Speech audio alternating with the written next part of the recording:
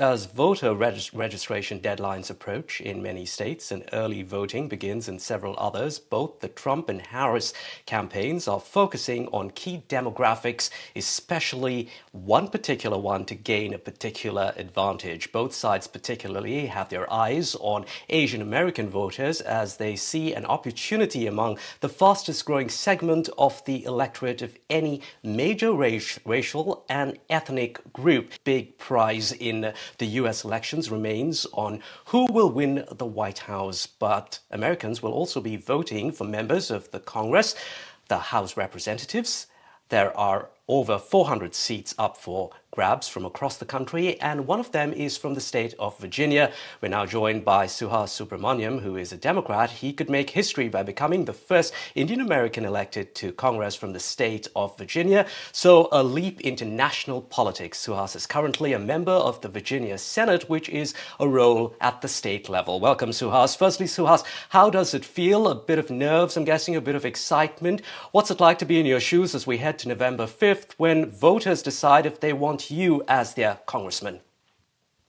It's all excitement right now. I think having an Indian American at the top of the ticket, as well as someone who's as dynamic and strong as Kamala Harris, has really excited a lot of people in our community, and both the Indian American community as well as non-Indian American community. And so we're ready for it. And I've never seen so much enthusiasm, so many volunteers coming to our office. So it's exciting, and we're happy about the way things are looking. All right, so let's talk about Project 2025, the conservative blueprint for Republicans. It's a to-do list on what needs to change in the US if Trump wins the elections. Trump has distanced himself from Project 2025, saying he has nothing to do with it. But what is it about Project 2025 that concerns you? You've called it a complete disaster for your district, given the thousands of federal workers and contractors who live there. Yeah, it simply calls for all of them to be fired, essentially, and be replaced by Trump's people. And by doing that, one, you're losing the civil service in our federal government, which has so much institutional knowledge.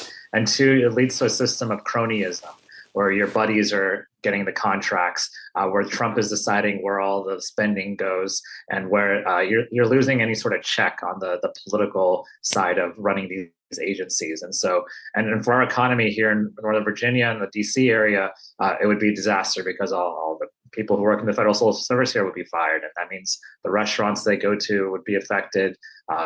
Everything would be hurt in our community by having this happen. So we can't let it happen. Okay. Now, your Republican rival, Mike Clancy, whom you are up against, says you are doing nothing but fear-mongering. He is, in fact, not a supporter of Project 2025, is what he says, nor does he have any connections with the Heritage Foundation. That's the think tank that published the report on Project 2025. So what's the problem here?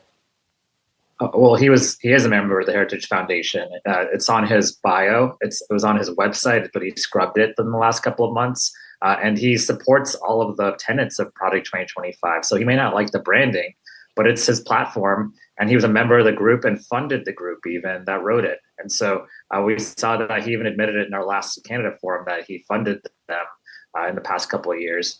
He just, now that it's unpopular, now that Donald Trump doesn't like the branding, people in Donald Trump's party, like my opponent, are starting to step away from it. But if Donald Trump embraced it, he would embrace it too, because that's kind of where the Republican Party in America is right now. They just kind of go wherever Donald Trump tells them to. As well as your opponent, Mike Clancy, he claims that bringing up Project 2025 is a way for you and others to sideline the real issues here, the Biden administration's failures, things like the economy, cost of living, border security. How much of this is really you deflecting from those key issues that really concern many, many voters? Oh, no, we're talking about those too. And so does Project 2025. Project 2025, the impact it would have on our economy, like I said, because we're so federally focused and federal civil service is a big part of our economy, that you can't talk about the economy without talking about what Project 2025 will do. And it also talks about education, which is very important to our community. I want to make sure we're fully funding schools and fully funding federal education programs for our students. And Project 2025 talks about cutting funding for education and eliminating entirely the Department of Education, which my opponent has been on the record as supporting all of the things I just talked about. And so, again, he may not like the branding, but he's a part of the group that wrote it, and he seems to embrace the agenda. He just, again, doesn't like it because Donald Trump doesn't like it.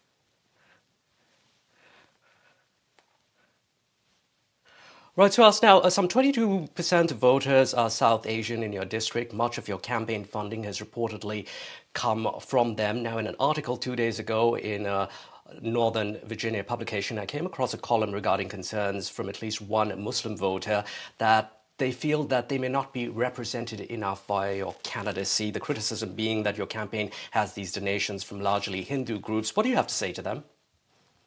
I have just as many donations from non-Hindu groups, especially Muslim groups. And in fact, the past 5 years, I've represented one of the largest Muslim communities in the state. And I'll be a representative for everyone, and I'll make sure that they have a voice.